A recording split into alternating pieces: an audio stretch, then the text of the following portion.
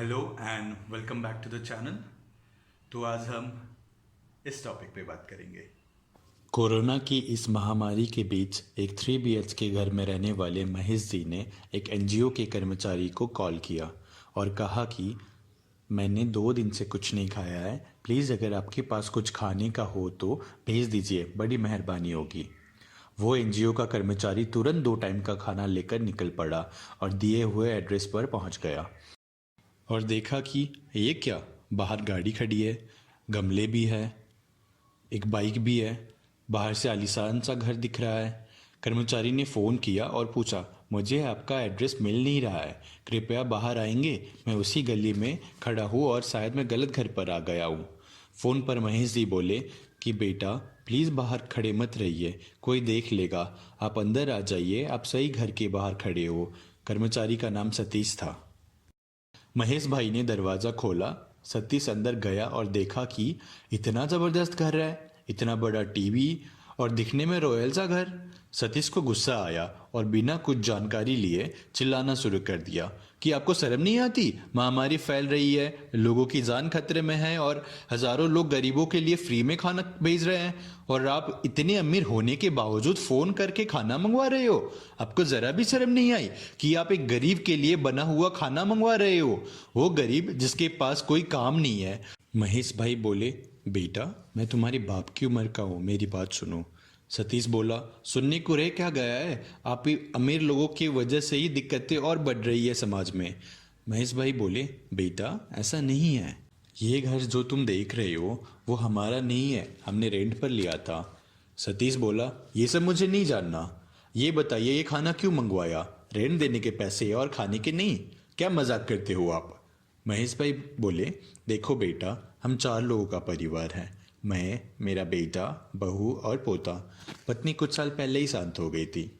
गर्मी की छुट्टियां चल रही थी, इसीलिए बेटा बहू को मायके छोड़ने गया था और लॉकडाउन घोषित हुआ तो वो वहीं अटक गया।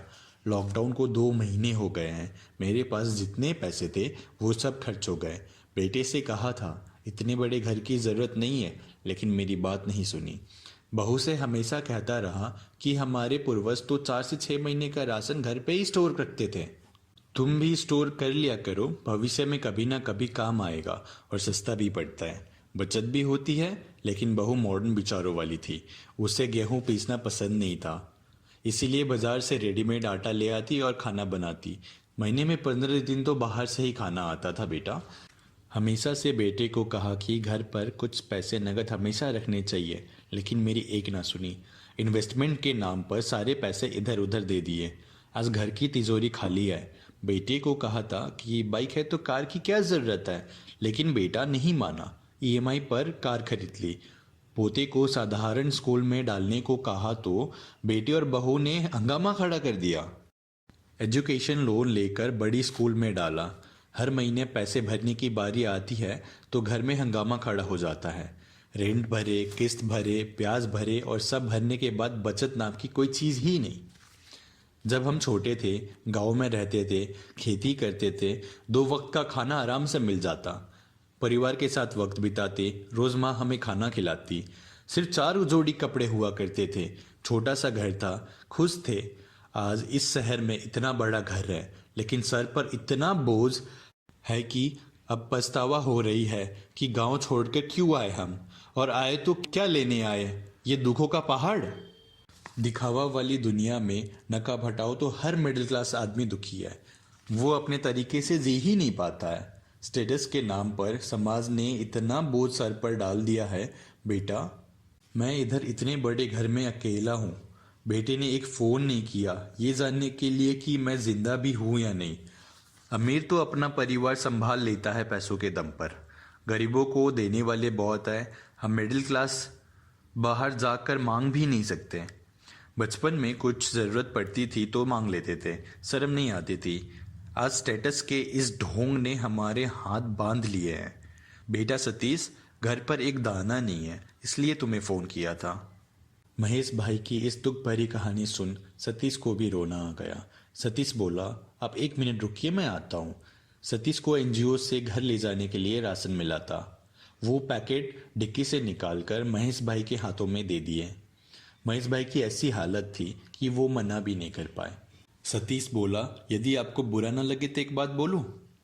जिस समाज के लिए आप जी रहे हो वो समाज आपकी मदद करने नहीं आ रहा। शर्म की पर्दे ने न जाने कितनों के हाथ बांध रखे हैं। और क्या पता आपके अड़ोस पड़ोस में भी कोई और आपके जैसा हो। अगर कोई है तो खुल के मदद मांगिए और खुल के मदद कीजिए। मिडिल क्लास एक ऐसा क्लास जो सबको सपोर्ट करते हैं, चाहे वो दूध वाला, सफाई वाला, सिक्योरिटी वाला, राशन वाला, सबको सपोर्ट करते हैं। मिडिल क्लास के ऊपर क्या बीत रही है ये कोई नहीं पूछता। अमीरों को हेल्प की जरूरत नहीं है, उनके पास पैसे हैं, वो संभाल लेंगे। गरीब और मजदूरों को सभी हेल्प करते हैं, चाहे एनजीओ, एक्ट्रेस, एक्टर, पॉलिटिशियंस, सभी हेल्प करते हैं। और करनी भी चाहिए, बहुत अच्छी बात है। गरीबों की दुआ मिलेगी उनको। बच्चों की स्कूल की फीस, घर गाड़ी के ईएमआई, बहुत खर्चे होते हैं। गवर्नमेंट ने 3-3 महीने करके 6 महीने टोटल ईएमआई ना देने की सर्कुलर तो जारी कर दी है, लेकिन जो ईएमआई हम अभी नहीं दे रहे हैं उस पर कंपाउंड इंटरेस्ट लगेगा, वो बाद में हम ही को देना है। जो आपकी 1 महीने की ईएमआई होगी उससे ज्यादा इंटरेस्ट आपको देना पड़ेगा। अभी नहीं तो बाद में तो देना ही पड़ेगा, चाहे कंडीशन कुछ भी हो। अमीर अपना संभाल लेता है, गरीबों को देखने के लिए और सपोर्ट करने के लिए गवर्नमेंट पॉलिटिशियन बहुत है, लेकिन मिडिल क्लास ही है वो जो हमेशा फंसता है। तो ये मन की बात मुझे आप लोगों से शेयर करनी थी। तो ये वीडियो के लिए इतना ही। अगले वीडियो में मिलेंगे। जय हिंद।